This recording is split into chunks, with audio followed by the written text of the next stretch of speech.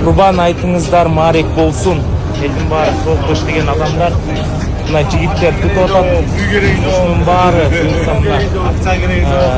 туташ үй-бүлөлөргө таратылат. Бүгүн ушул Курбан айтта курманчылык чалгандардын баарынан Аллахым ыраазы болсун.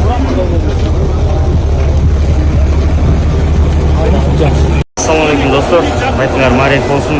Бүгүн курманчылыкта эт таратуудабыз, ойнодобуз. Эт алып эле жүктөп, урага жүктөп жатабыз. Иншалла букалар көп турат. Жакшы болсо. Мына достор, бизде бул 3-чү фура. Бизден 3-чү фура кетти. Ошондо жалпы 450 кишинин үлүшү. Аллаху акбар. Бул жакта Аллаху акбар ва лиллахил хамд. Аллаху акбар, Аллаху акбар. Эт тараткандан кийин иншалла жума намазга келдик. Кандай бир керемет коз. Ушундай сонун мечитибиз бар.